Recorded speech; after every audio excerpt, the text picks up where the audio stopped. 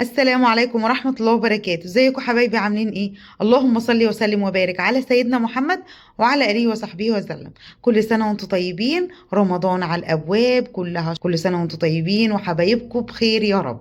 أول تفريزات رمضان حاجة كده جامدة جدا ب100 جنيه بس. جبت شوية الحاجات الحلوين دول. عملت 5 طماطم، 5 كيلو طماطم، خزنتهم وفرستهم وصلصلتهم. شوية بطاطس، عملنا بيها بطاطس وكوسة، عملنا شوية بسلة على جزر، عملنا شوية تورلي، شوية شوربة خضار، فاصوليا، حتى الخضرة بتاعة البقدونس والشبت والكزبرة ما سيبناهاش. خزنا كل حاجة، والسبانخ الجامدة خزنا كل حاجة. يلا بينا بسرعة نشوف ب100 جنيه خزنا وفرزنا ايه في رمضان. يلا بينا بقى نشوف هنبدأ بإيه وجبنا إيه من الخضار الجميل بتاعنا. أنا جبت كمية طماطم لقيتها رخيصة في السوق، حلوة جدا، الكيلو ب5 جنيه. بصوا بسم الله ما شاء الله، حمرة وزي التفاح، حلوة جدا. خلي بالكم ان الطماطم هتغلى الايام اللي جايه دي، وكل سنه وانتم طيبين طبعا عشان رمضان. فهنلاقي الحاجه ايه، اسعارها رفعت. اللي بنقدر عليه بنجيبه. طبعا انا ب100 جنيه بس ابتديت او ابتديت اجهز شوية خضار حلوين لرمضان. من ضمنهم الطماطم دي انا جبتها على مرتين صراحة. تمام. بقية الخضرة بتاعت اللي النهاردة ب100 جنيه انا جبت بيها طماطم، والباقيين دول جبتهم امبارح. برضو كده سبتهم زي الفل اهم، حلوين جدا اهم. بسم الله ما شاء الله، جبت كمية حلوة. وطبعا كنت كل ما انزل السوق عندي يتبقى معايا 20 30 جنيه 50 جنيه، اجيب اي حاجة بيهم. كنت بجيب طماطم وبرضو فرستها في اكياس وصلصلتها وحطيتها في الفريزر. غسلت التلاجة بتاعتي حلو، وغسلت الديب او الفريزر بتاعي حلو جدا للتخزينات بقى، عشان ما نطلعش الحاجة تاني ونعوز نغسله. تمام. غسلتها وكونت شوية طماطم برضو، وهعمل معاكم الحبة دول اهم، الحلوين دول، وهنسبكهم وهقول لكم طريقة حفظ حلوة جدا هتقعد معاكم من السنة للسنة. لونها ما يغيرش، طعمها كأنك لسه عاملاه حالا فريش وطازة وجميل جدا. تمام. يلا بقى بينا نشوف ايه الخضار كمان اللي احنا جايبينه. انا جبت هنا كيلو بسلة زي ما اتفقت معاكم، كل ما انزل السوق والاقي الاسعار حلوة. هي لان لسه البسلة طبعا غالية برضو، ما رخصتش قوي، بس دي بسم الله ما شاء الله كده مليانة وحلوة. تمام. جبت كيلو بسلة دي انا مش هخزنها لبسلة طبيخ بسلة بس، لا، انا هعمل منها كذا طبخة كده. هقول لكم عليها دلوقتي واحنا مع بعض في الفيديو. تمام. ودي 2 كيلو بطاطس، دي بطاطس عادية مش التحمير. تمام. ما رضيتش اجيب كتير لان انا لسه هخزن للتحمير، وهقول لكم هخزنها ازاي برضو. تمام. كنت عاملاها في فيديو قبل كده برضو. خلاص. وجبت عندي هنا كيلو فاصوليا، لقيتها ب10 جنيه، سعرها حلو قوي وطازة، وبصوا مطقطقة كده وجميلة جدا. خلاص. جبت كيلو برضو هستخدمه في الوصفات او في الحاجات اللي احنا هنعملها دلوقتي. وجبت كيلو كوسة، جايباها مش صغيرة ولا كبيرة، معقولة كده عشان الطبيخ. برضو هقول لكم هنستخدمها لايه دلوقتي. جبت شوية سبانخ على حبة خضرة، وجبت جزر اهو. دول 2 كيلو جزر، كيلو بيبيعوا ب5 جنيه. تمام. هو بيعبيه كده، بس عايزه اقول لكم حلو يعني، ولا هو في صغير وفي كبير، يعني مش وحش. بصوا ما شاء الله، حلو جدا برضو. هنعمل بيه شويه اكياس كده هنظبطها وهنجهزها لرمضان. كل سنه وانتم طيبين. يلا بينا نشوف هنبدأ بايه. اول حاجه بقى هنبتدي بيها، هغسل الطماطم بتاعتي كلها، كل الكميه اللي انا جايباها. بسم الله ما شاء الله، كميه حلوه جدا هتنفعني سنه كامله. انتوا عارفين ان الطماطم بتيجي عليها اوقات وبتتجنن. السنه اللي مكه بتضحك، ايوه فعلا. لسه من فتره قليله كان الكيلو ب30 جنيه، فانا دلوقتي جايباها ب5 جنيه. تحفة تحفة تحفة. اما اعمل منها شوية اكياس حلوين جدا، ينفعوني في رمضان، في العيد، في الايام العادية، حاجة حلوة جدا طبعا.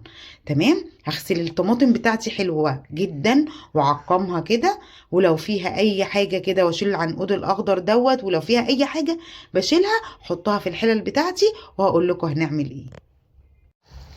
كده حضرت الحلل بتاعتي بالطماطم، غسلتها غسلة حلوة جدا، شلت لو فيها اي حاجة، بس هي بسم الله ما شاء الله ما فيهاش حاجة خالص، زي الفل اهي.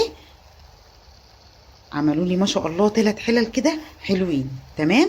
ابتديت بقى ان انا احطهم على النار وهدي النار شوية، مش هعلي عليها النار علشان تتسبك كده حلو وبراحتها.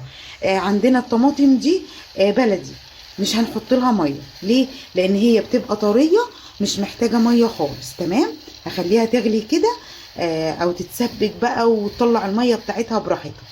اول ما حطيتها على النار، هديت عليها النار اهي، ابتدت خلاص تنزل الميه بتاعتها، او تنزل الميه حاجات بسيطه لسه. عندي هنا 3 معالق بنجر مبشور، ما عندكيش مبشور وعندك البنجر مالي السوق طبعا، هنجيب مثلا لكل حله مثلا شريحه بنجر كده، ونحطها فيها، بتبقى حلوه جدا. عايزه اقول لكم قيمه غذائيه، وبتدي لون حلو قوي للطماطم. هحط هنا قد معلقه كده، وهنا برضو معلقه تانية اهو، بسم الله. نزلت كلها، هاخد منها معلقه كمان، وهحط في الحله الصغيره معلقه تاني، يبقى كده في كل حله هحط معلقه بنجر. تمام. هنا كنت جايبه مع الخضار 3 قرون فلفل احمر، اللي هو الجامد ده، الاحمر حلو. هحط على كل حله برضو قرن كده، بسم الله اهو، يتسلق معاهم. تمام. ويبقى ايه، تمام التمام. بصوا بقى التسبيكه الحلوه بقى، هنسبكها ونخليها جامده جدا. ادي قرن الفلفل، هنخلي الفلفل هنخليه ايه، يتسبك برضو معاه مع معلقه البنجر. هنضيف مكون تاني اساسي في الصلصه بتاعتنا، هقول لكم عليه دلوقتي، بس اول ما تغلي غلويه كده واحده. تمام. هنا بصوا الطماطم بتاعتي ابتدت تنزل الميه بتاعتها، ومهديه عليها يعني وسط، النار وسط. تمام اهو.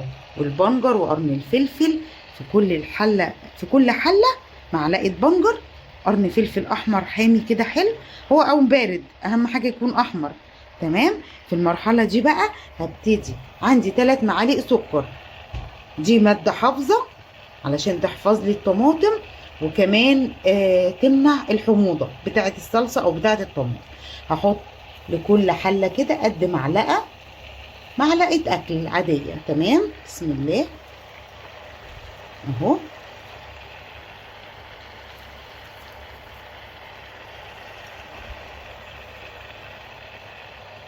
يبقى المكون الاساسي عندنا معلقه سكر، معلقه بنجر او شريحه بنجر او شريحتين في كل حله مثلا، قرن فلفل احمر حلو كده، ونسيبهم بقى من غير ميه. بصوا ابتدوا مش هعرف اوريكم للاسف عشان لسه، بس ابتدت تطلع الميه اهي. تمام. ابتدت تطلع الميه بتاعتها، ما حطيتلهاش ميه خالص، عشان الطماطم اليومين دول بلدي وحلوه وفيها ميه بما فيه الكفايه، فمش هنحتاج نحط في الحلل بتاعتنا ميه خالص. تمام. كده هسيبها تتسبك خالص، وبعد كده هرجع اقول لكم هنعمل ايه في صلصه الطماطم او في الطماطم بتاعتنا. يلا بينا بقى على الخضار بتاعنا نشوف هنعمله ازاي. حطينا صلصة الطماطم او الطماطم بتاعتنا تتصلصل على النار. زي ما قلت لكم حطينا فيها معلقة سكر، معلقة بنجر، قرن فلفل احمر. تمام. وسبتها بقى على نار وسط كده تتسبك براحتها، حطينا لهاش ميه خالص. الخضار بتاعنا بقى هنعمل فيه ايه؟ انا جايبه السبانخ والفاصوليا والكوسه والبطاطس والجزر والخضره، هنعمل فيهم ايه؟ هبتدي دلوقتي، والبسله، كوكي فكرتني بالبسله. تمام. هبتدي بقى انا وكوكي دلوقتي نفرش فرشتنا، ونقعد بقى في المطبخ بتاعنا حبيبنا، نفرش بقى كده الفرشه بتاعتنا، ونقشر الجزر، ونقطع الفاصوليا، ونقشر الكوسه، ونفصص البسله والبطاطس والسبانخ، نغسلها وننضفها حلو ونقطعها، والخضره ننضفها برضو حلو، ونقطعها، وهقول لكم هنفرز الكمية القليلة دي ازاي، وهتدينا كام طبخة وكام كيس هنعمله. هيوفر علينا مجهود كتير في رمضان، وهتبقى حلوة جدا. طول عمري بعملهم كده، وطول عمر اهالينا بيعملوهم كده. لا بيسلقوا ولا بيحطوا في ميه سخنه ولا اي حاجه. الخضار بينضفوه ويغسلوه ويحطوه في الفريزر على طول. هنعمل زي امهاتنا ما كانت بتعمل، طريقه بسيطه وسهله ومش متعبه خالص خالص خالص. كده بقى هقعد مع نفسي كده اعمل كوبايه شاي انا وكوكي، ونروح نبتدي نظبط الخضار اللي احنا جايبينه. عايزه اقول لكم تكلفه بسيطه جدا. يعني جبت ب10 فاصوليا كيلو، 10 جزر 2 كيلو. جبت البطاطس دي بس هي خفت ان هي تكون مش تحمير. انا بفضل اللي هي المرمله صراحه، بس ما لقيتش دلوقتي. تمام، فجبت 2 كيلو كده عاديه عشان هستخدمها في الوصفات بتاعتي بتاعت النهارده او في الخضار بتاعي. تمام، ادي 20 جنيه بطاطس، وجبت ب 25 جنيه بسله كيلو برضو، وكيلو كوسه ب 10 جنيه. الصغيره قوي اللي هي بتاعت المحشي دي كانت ب 15 عنده. وجبت قد ربطتين كده سبانخ، مش عارفه قد ايه صراحه. لقيت التلاته ب10 مش وحشين وخضر كده وحلوين. وجبت تلاته خضره برضو، هقول لكم هنعمل بيهم ايه. شبت وبقدونس وكزبره. يلا بينا بقى، هروح اقطع الخضار بتاعي وانضفه واغسله، وهقول لكم هنفرزه ازاي. الطماطم بتاعتي اتصلصلت. انا حطيت الحله التالتة في الحله الكبيره دي وكملت.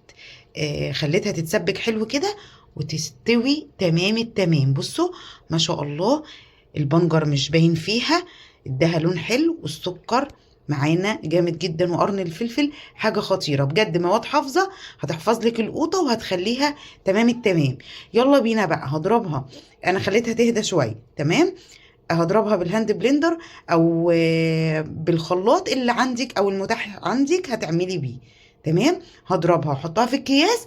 ويلا بينا نشوف الخضار اللي احنا قطعناه وغسلناه وظبطناه عملنا فيه ايه.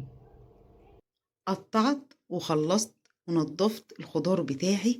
بسم الله ما شاء الله، كله طازة ولونه زي الفل. غسلت كل حاجة وقطعتها، وهقول لكم قطعت ايه وعملت الايه بالظبط. ب100 جنيه بس والله، منهم ال5 كيلو طماطم اللي جبتهم من ال100 جنيه، وبقية الأكل كمان الخضار ده كله بقية ال100 جنيه. لأن أنا كنت جايبة طبعا الطماطم الباقية قبلها بيوم أو يومين، وكنت بشيلها علشان أعملهم كلهم مرة واحدة. بصوا بقى، أنا دلوقتي قطعت السبانخ وعليهم ربطة كزبرة. تمام، وغسلتها ونقعتها حلو شوية في مية وخل. سبتهم شوية، بعد كده شطفتهم شطفة حلوة وصفيتهم من المية حلو جدا. تمام، ودي بقية الخضرة اللي اتبقت معايا. مش هسيبها طبعا، هقول لكم هنعمل بيها ايه دلوقتي وعشان هتنفعنا في حاجات كتير. وده كيلو البسلة طبعا، ده مش تخزين بسلة، يعني انا كده مش هخزن بسلة لان الكمية قليلة. انا جبت كيلو بس عشان اعمل منه الوصفات بتاعتي بتاعت النهاردة. تمام، وده جزر وكوسة وبطاطس قطعتهم كده مكعبات صغيرة. هحط عليهم فاصوليا، احط عليهم حبة بسلة، واعملهم ايه، اشيلهم في اكياس، احطهم اعملهم مرة طاجن تورلي، شوربة خضار. حاجات جامدة وهتنفعنا كتير في الشتاء وفي رمضان. هتطلعي على طول من الفريزر وتستعمليه على طول، مش هياخد منك غلبة ومش هياخد مننا وقت ولا مجهود. تمام، وادي الفاصوليا الخضراء بسم الله ما شاء الله، طازة ومقطقطة كده وحلوة، او مطقطقه زي ما بيقولوا. قطعتها قطع صغيره برضو، هاخد منها نعمل شوربة الخضار، والباقي هنعمل منه طبخة برضو تاني حلوة جدا. تمام، وهنا قطعت شوية بطاطس وكوسة، بس قللت في الكوسة. بطاطس مكعبات كبيرة كده، والكوسة مكعبات برضو كبيرة، وسبتها. دي هعملها برضو طبخة كده، بطاطس مع كوسة، طاجن صينية في الحلة، هتبقى جامدة جدا. ده شوية جزر هنحطه مع حبة بسلة، تبقى طبخة بسلة برضو. هنا بقى قطعت شوية بطاطس مع حبة جزر مكعبات كبيرة جدا. ليه؟ عشان ممكن استخدمهم في شوربة عدس الأيام ديت كده، بدل ما ادور بتبقى خطيرة جدا وانا عاملة شوربة العدس. في فيديو على القناة، ادخلوا شوفوه، حاجة كده فظيعة بجد، مختلف مختلف مختلف. يلا بينا بقى نشوف هنعمل ايه في الخضار بتاعنا وهنفرزه ازاي. اول حاجة بقى هنعملها ايه؟ هنحط الجاهز على طول، دي البطاطس والجزر للعدس. هبتدي اجيب كوباية كده وكيس احط فيها، وابتدي اعمل ايه؟ احط الخضار بتاعي كده بالتقريب، مثلا ممكن نقسمه على كيسين او كيس زي ما انت حابه، او للطبخه بتاعتك هتعملي على طول تطلعي من الفريزر، تحطي في الشوربه، تحطي في الاكل، حلو جدا. تمام كده، نحط كده في كيس اهو، بسم الله.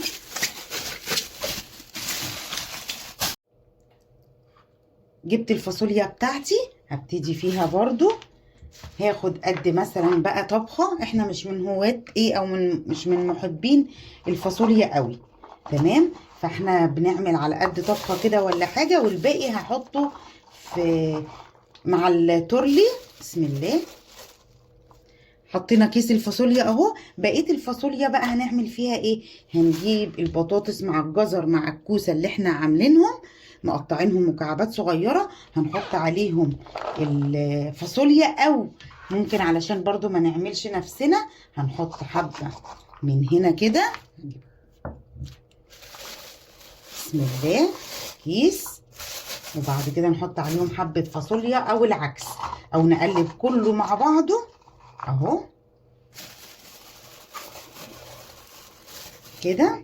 يعني في طريقتين، في طريقه ممكن تعملي كده شويه بطاطس. عايزه اقول لكم طاجن التورلي ده بيبقى جامد جدا، وممكن برضو تستخدميها في شوربه الخضار. حطيت كده، هبتدي احط عليهم مثلا حبه فاصوليا اهو، ونجيب برضو حبه بسله اهو، ونحط عليها كده بالشكل ده. بقى عندنا كيس فيه كل حاجة، جامد جدا. يلا بينا نحط البطاطس مع الكوسة لطبخة حلوة كده جامدة جدا، ولا هتجلد ولا لونها هيغير ولا اي حاجة. عايزة اقول لكم بخزنها على طول بالطريقة ديت. هتحطي برضو على قد بقى الطبخة، كيس كيسين زي ما يطلعوا الكمية. يلا بينا بقى نحط ايه؟ حبة الخضرة الجامدين دول في كيس ونحطهم في الفريزر. هي الخضرة بتتفرز يا روز يا لوزة؟ ايوه بتتفرز. ليه؟ بيجي علينا الصيف الخضرة بتبقى الحزمة صغنونة جدا وغالية وما بتبقاش حلوة. احنا هنشيل الخضرة بتاعتنا دي بعد ما غسلناها غسلة حلوة ونضفناها وقطعناها كده حتت صغيرة عادية خالص، هنحط ونصفيها ونخالص من الميه، ما يبقاش فيها ميه، هنحطها في الكيس وعلى طول على الفريزر. ليه بقى؟ تيجي في الصيف الخضره بتبقى قليله وضعيفه كده ومش حلوه ومرعرعه، بنزود بيها محشي، بنزود بيها اي حاجه بتحتاج الخضره بتاعتنا، طلعيها من الفريزر على طول على الاكل على طول، او على الشوربه، على المحشي، خلطه المحشي على طول، ما بيجرالهاش حاجه ولا بيسود ولا اي حاجه خالص. هنحطها برضو في كيس كده، يلا معانا. وبعد كده هنقول بقى هنعمل ايه تاني. يلا بينا بقى نحط حبة البسلة بتوعنا دول الصغنطاطين على حبة الجزر اللي احنا كنا شايلينهم على جنب، ونقلبهم حلو تقليبة حلوة، ونحطهم برضو في كيس لطبخة بسلة خفيفة كده. وادي البسله بتاعتي بالجزر عمل لي طبخه حلوه جدا، بسم الله ما شاء الله. هنبتدي نعمل ايه تاني؟ يلا بينا بقى لاخر حاجه هنحطها، السبانخ بتاعتنا دي يا دوبك مثلا، عشان طبعا هي بتبقى هشه كده، واول ما بتتحط في الصلصه فبتكش وايه بتبقى قليله، فيا دوبك هنعمل دي طبخه. وطبعا اكيد ان كل التفريزات دي مش هنقف عندها، بس لسه في تفريزات تانية هعملها لكم.